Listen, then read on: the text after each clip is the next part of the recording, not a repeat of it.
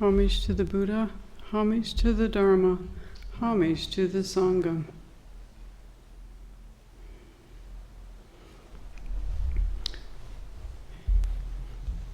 Good morning. That's a good way to start. I think the monks continually or repeatedly talk about the world as it is and all of its confusion and perplexity, and how we bring our training, our Buddhist practice to situations. So that's what I'm going to talk about. The talk is based on our world in terms of, in light of the pandemic, the climate change, violence, lots of violence seems to be happening. And it's causing a lot of confusion and confliction. And it's actually scary sometimes. So we're living in a very different world than, say, that I grew up with. And I don't think that's true for a lot of people. But this is what we've got. And I want to talk, the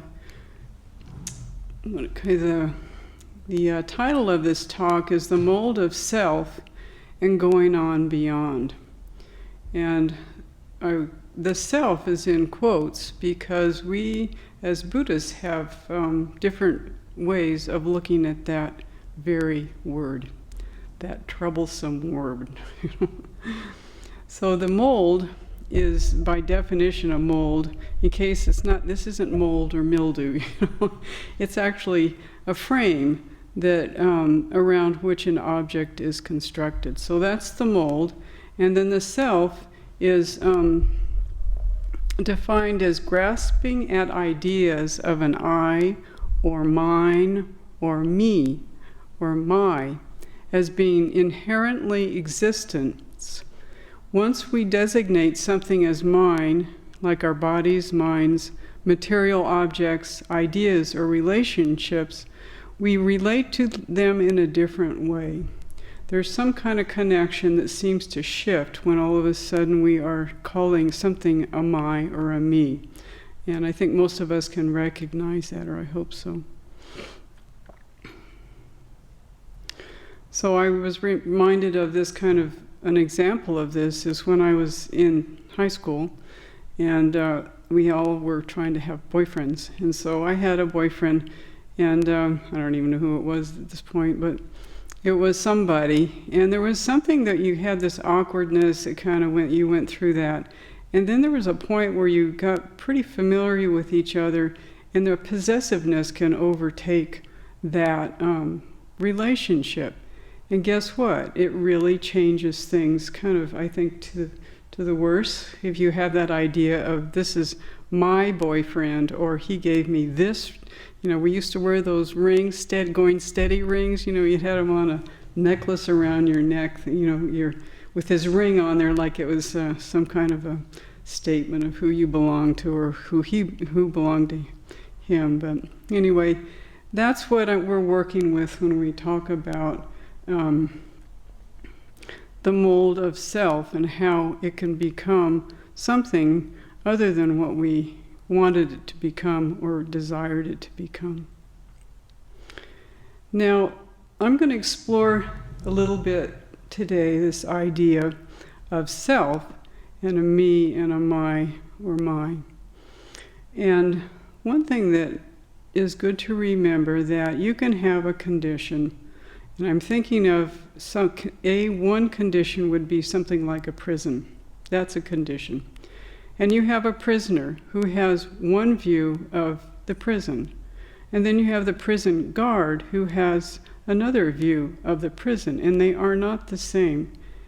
However, I think they have a basis of similarity in that they have an expectation each of the other, and it's in our expectation of the other is based on our reaction to that expectation. And I think that's something to keep in mind, that we kind of set ourselves up for things to happen a particular way because we're looking at people with an expectation.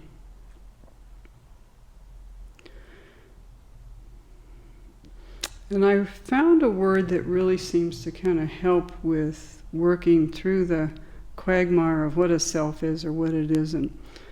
And that is that this idea of having rigid ideas, because that's where we get into closing off a broader world. So by grasping on an idea tightly, we exclude all kinds of things, like a lot of things, and that brings conflict and confusion. And I feel that the self, this idea of self, is a notion that is cultivated in our culture, and it is brought about by fear. A lot of it's being really afraid of change, afraid of threatened by what the other is thinking, what the other may do. And sometimes it even feels like you're cornered like an animal without an escape. So these things are thoughts that are helpful because they don't really kind of tell you what a self is. And in Buddhism, there is, with meditation and practice, there is no concrete thing that we can call a self. However, that's what we have, and we have to work through these ideas that we've been raised with.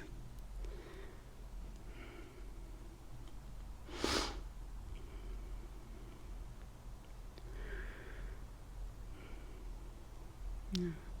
And I say that there is a lot of confusion and fear, and just thinking the world's a strange place today, which I think it is. But I also have this thought: wouldn't it be wonderful to have a shred of peace, well-being, and at easeness in our lives, in the lives that we hear and see about others?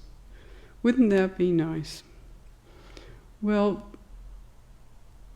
our ideas, our rigid ideas of self, are the things that cause us to not be open enough to seeing things in a different way, so that we're not so imprisoned by our ideas and opinions. If we can open up and allow other things to enter, because you can't have fear in a very strong way, or anger or despair.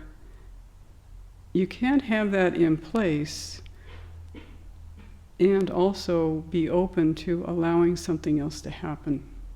It fills up our head, and it fills up our ideas where there's no room to move. No wonder we have people that lash out and get violent, you know? They don't have anywhere to go. And I think all of us can relate to that anger. You don't have anywhere to go, you don't know what to do. So that is part of what I want to talk about. Now, I have a poem that I want to talk about. This is Going On Beyond. And it's written, or it comes from a book, The First Free Women, Poems of the Earliest Buddhist Nuns, which is, this book is based on one of the sacred texts of early Buddhism. So that goes back like 2,500 years, and is the world's oldest collection of women's literature. And the chapter or the section I wanted to talk about is a nun. Her name is Gutta, and that's translated as guardian. Her name is Gutta, or guardian, and that's a monastic name given to her when she became a nun. And this is the poem. Going forth is no game. We leave whole lives behind, not just people and possessions, all your wants, all your fears, all the little rituals that get you through the day and tuck you in at night. Only see that all these pretty wooden pieces aren't you and don't belong to you. They belong to the game. I know it's comforting to count up all the squares, run your fingers along the edge of the board, and plan out all your moves ahead of time. The world beyond the table only seems dark, like empty space. It's okay to be afraid. Beautiful poem that points to going beyond the ideas of self, things that are unsettling, confusing, conflicting, that get us into trouble because of our rigidity of self. Now, this poem may seem like a darkness, something we probably don't want to go to and want to avoid, but it also offers us the opportunity to let go of the negativity that burdens us. And there, in that spot of empty space, is a place we can begin to learn how to make our lives better. Alice Walker, who is a well-known writer, carries on with this thought, takes it one step forward. Together we move forward. We are here now, in this scary, into some quite new and never imagined place. What do we do with our fear? Do we turn on others or towards others? Do we turn on others or toward others? Do we share our awakening or only our despair? Do we share our awakening or only our despair? The choice is ours.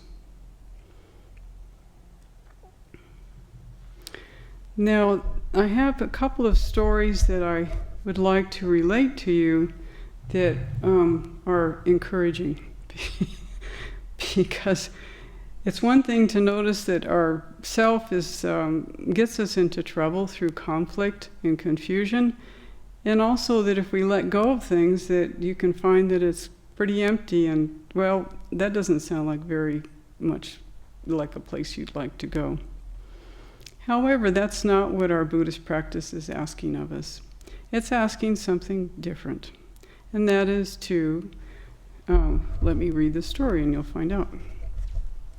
This is a story from a magazine article, and it is has some Christian context, but I think it makes a really good point, so this is what it has to say. Growing up, I tried to be many things. Oh, by the way, the title of this is called Fitting In. Growing up, I tried to be many things. Class clown, athlete, great student, but none seemed to stick. I had friends, but I felt there was some place I ought to be occupying in the order of things that I just couldn't find. This uncertainty about my fit persisted through most of college as well, and affected my schoolwork, self-care, and relationships. I am a prayerful person, but I didn't feel I knew how to pray about this abstract issue. I even felt a little ashamed and thought maybe I needed to find my fit before I could effectively commune with God. Then I participated in a college study abroad program. After the academic part ended, I was going to spend more time abroad, so I asked well-traveled friends for tips. The best tip I got? To spend time looking for what I could give, rather than what I could get. This change in perspective affected the whole scope of my travel. For the first time, I felt that I did fit in, because there was always some way I could give, no matter how small. So that's a different direction that we can take, and I think it's good, really good advice for all of us to not be so concerned with our self and ideas of self, but learn that by giving that we can, in fact, fit in with the world that is a strange place. And I leave that up to all of us to find that way. Another story that I like, and I have here, is different, and it's called Practicing Goodness, because that is what Buddhists do. We work, part of our practice is to practice goodness, and this particular story is from Stillness Flowing, which is Ajahn Chah's biography. He was a well-known Buddhist monk in Thailand, and he died in 1992. So this section he calls the good person. And he says, where is the good person? It's lying within us. If we're good, then wherever we go, the goodness goes with us. That's good to contemplate. People may blame or praise us, but whatever they do, the goodness remains. Without goodness, our mind constantly wanders. We're angered by criticism and pleased by praise. Through knowing where the good person dwells, we have a principle to rely on in letting go of thought. If we go somewhere where people dislike us or say things about us, then we don't consider that to be their good or bad. We know that goodness and badness lie within us. Nobody can know us as well as we know ourselves. This was Ajahn Chah when he was a young man. He was learning his Buddhist practice and was off on his own, walking through the forests of Thailand as a forest-dwelling monk, and had this revelation that he could not be so taken in with what other people thought, but within him that goodness is always there. And I think that is something for us to rely on, not just say, well, I've got to cultivate being a bodhisattva or being compassionate, but also that it's there. The more we do it, the more it's available to us. It's a refuge, a good one.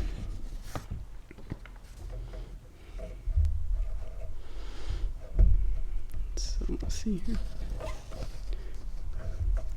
Oh, I have some other things I wanted to bring to light here. One is how we can work together,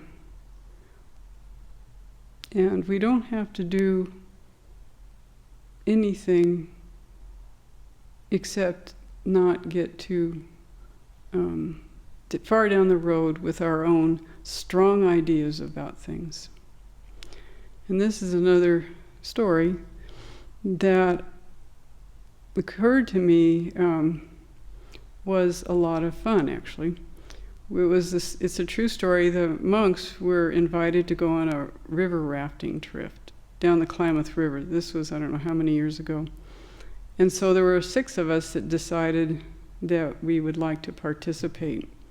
So we went down, we got, the boat was an inflatable kayak, and we had a helmsman who not only steered the boat so we would avoid rocks and the like, but it also, he was the one that navigated that and told us what we should do. And so we all worked together to hear his orders and do them because we trusted his experience, judgment, which affected all of us. We didn't run into any big boulders or get caught in dangerous white rapids. And the thing that was so amazing to me is that we all were not kind of individuals trying to row the boat, but we worked together, and there was no question about it because we didn't want to hit a rock, you know. And it actually was a lot of fun, and there was a great joy in it afterwards. That it wasn't not only fun going down the river, but also together, but also the joy of kind of working together and the harmony that was happening right then. It wasn't like somebody said, you know, he would say something like, to the right, to the right. So the ones on the right would start paddling to avoid a rock.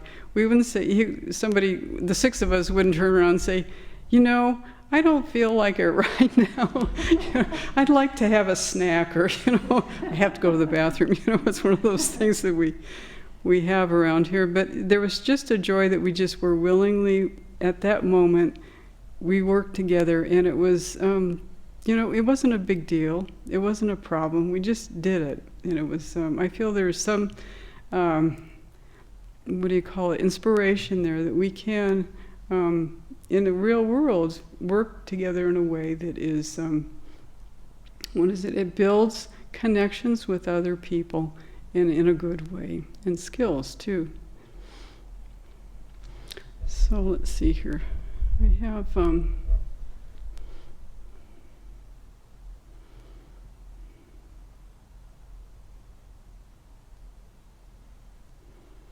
I just have one more story, and then, and this is again, these are all true stories, they're not made up.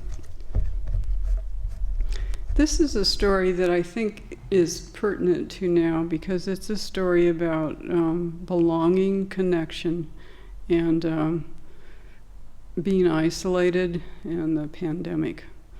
And this is a campground story. And this was last summer. 2 of my friends I know went to a campground. And this would have been during the pandemic with all of the precautions about wearing masks, social distancing, and not going to places of group gatherings.